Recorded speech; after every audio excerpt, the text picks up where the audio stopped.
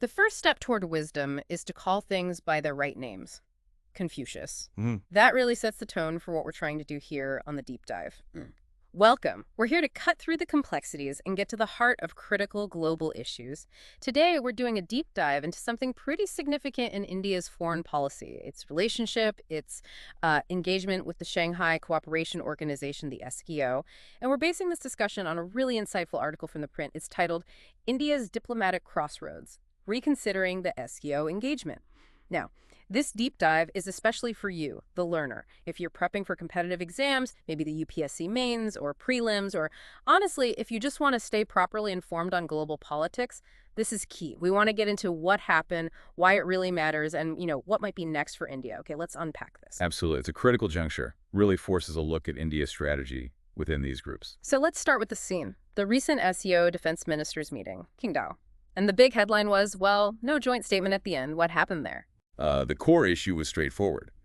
India's defense minister, Rajnath Singh, he refused to sign the communique, point blank. A pretty strong move. What were the specific sticking points for India? Why take that stand? India laid out clear concerns.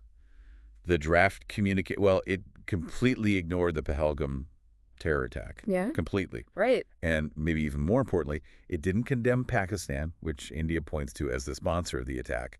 Singh was quite direct about it. He mentioned specifics, didn't he, about how victims were targeted? Yes, he talked about victims being profiled based on their religion and then shot.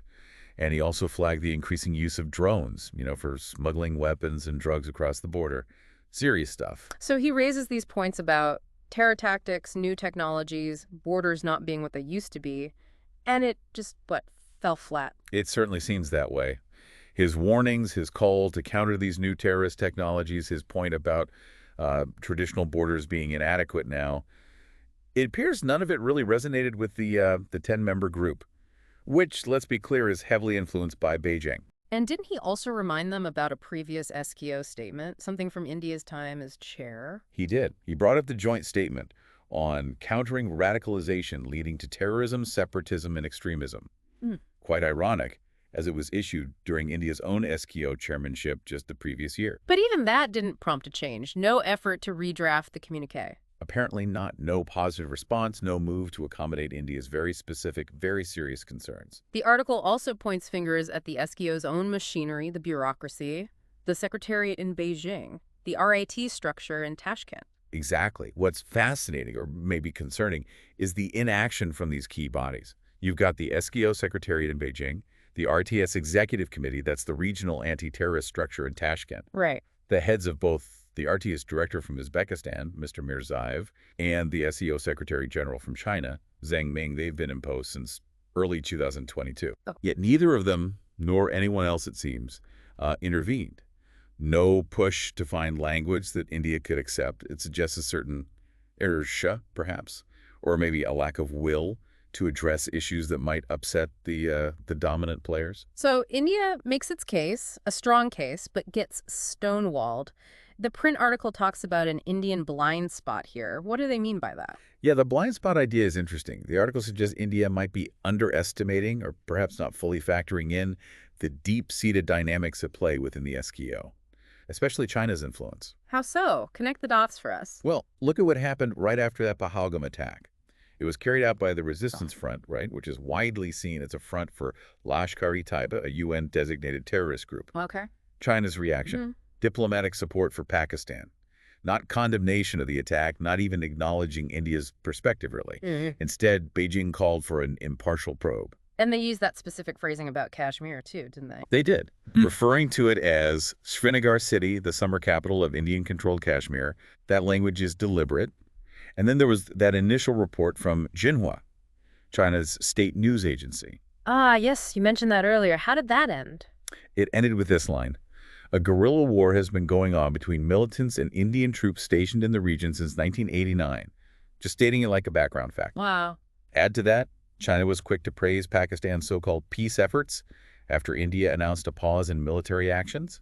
And then you have China's foreign minister, Wang Yi, calling Pakistan an ironclad friend and reaffirming support for its sovereignty and territorial integrity. So putting all that together, It was probably, let's be honest, pretty unrealistic to expect an SKO led by China with these dynamics to actually condemn Pakistan in that Jane statement. The political alignment was just too strong. okay, that explains the China-Pakistan angle. But the article also mentioned Iran being unhappy with India over the Iran-Israel conflict. How did that play into the Qingdao meeting?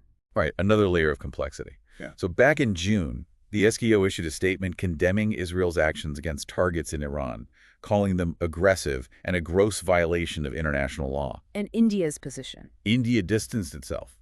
It communicated its concerns, sure, but it explicitly did not participate in those discussions and did not consent to that statement.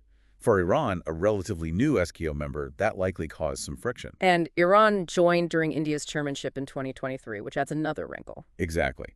But despite that recent entry, and India facilitating it, China's economic influence probably carries more weight.